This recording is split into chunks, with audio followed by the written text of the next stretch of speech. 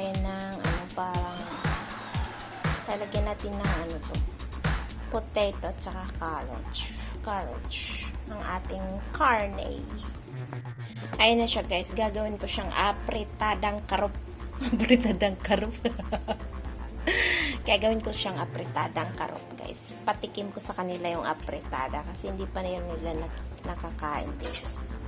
Bago tayo uwi, lulutuan natin sila ng Philippines na pagkain. So, ayun na yung natin, imamarinate ko muna para masarap. Kasi marinate ko muna yung aking carne para masarap. Ito yung garlic. Yung siyang garlic. Lagyan natin siya ng kamon para maalis yung amoy. Kurkum, konti.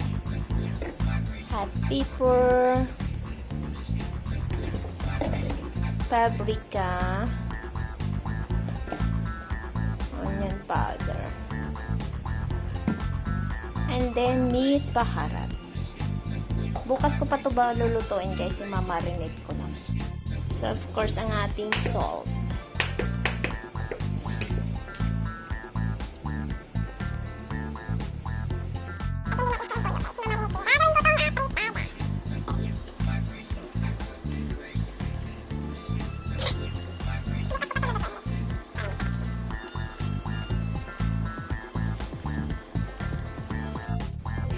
Ayun na guys, magluluto na tayo ng ating apritada.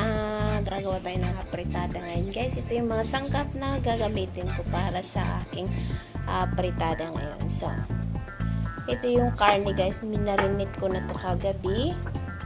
At ito yung tomato paste natin, yung garlic natin, green bells, carrots, potato, onion, at saka yung meat baharat natin. Lagyan natin ng spices, red chili, and hot pepper, onion, and lalagyan natin ng white beans. Wala tayong green peas guys, so gagamit tayo ng white beans. So, yan na lang guys. At mag-start na ako magluto. Lalagayin ko muna yung aking karne kasi yung karne natin is masyadong matigas. Lalagayin ko muna siya. And guys, sisilipin natin yung ating karneng pinapakuluan. Kasi matigas to guys. Yung ating karne ng karot. Ang dami pala to. Pakain ko ito kay Venus lahat. Ayun na guys, naka-cut na everything para sa ating apritadang chip o karne. So, mag-start na tayo guys. Yan yung karne natin. Ayan. So, igigilid lang natin siya guys. Ayan natin siya. So, maglagay tayo ng mantika konti guys para sa ating bawang. Natin yung ating bawang.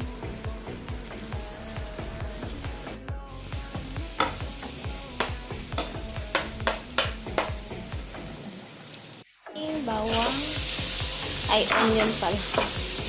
So,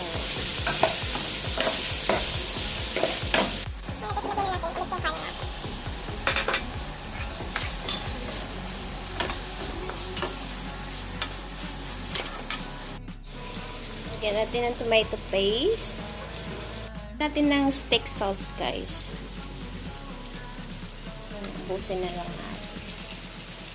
Ilagay na natin yung ating onion, paprika, salt, and kamon, and hot pepper whole.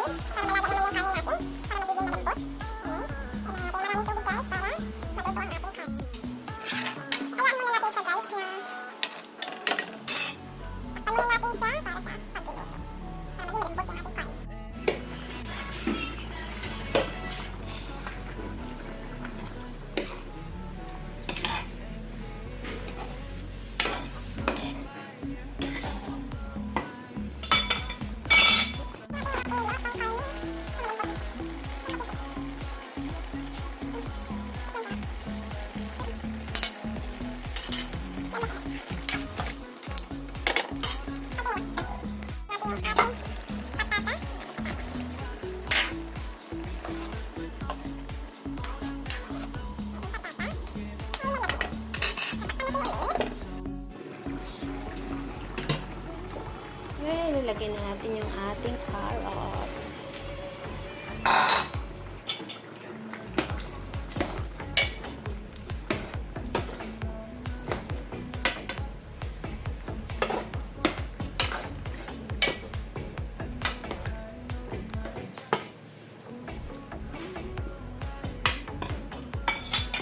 Recipe lang to guys kasi apritada lang naman yung gagawin natin.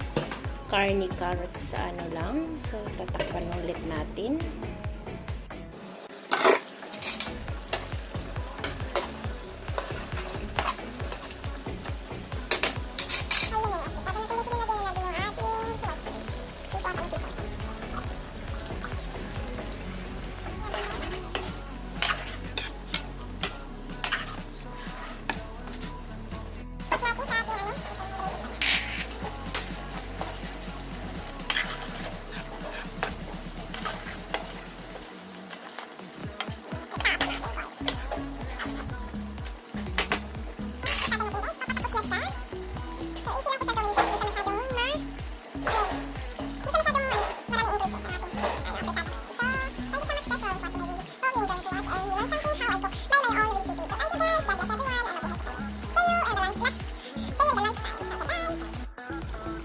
Siya guys.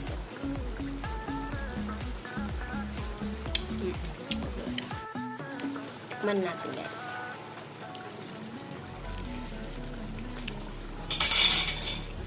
Okay na siya. Papatay na natin yung ating apoy. Kaya nataguan ko na yung ulam kasi may magnanakaw. Nanakawan na ako ng ulam. Kaya alam mo nga. Ayos madali. Ninakawan na yung ulam namin ya.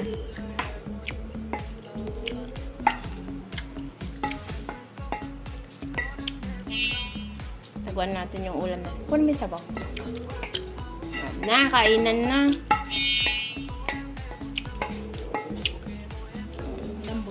Ayun yung kaldereta namin. Restaurant. Sana all. Kainan na.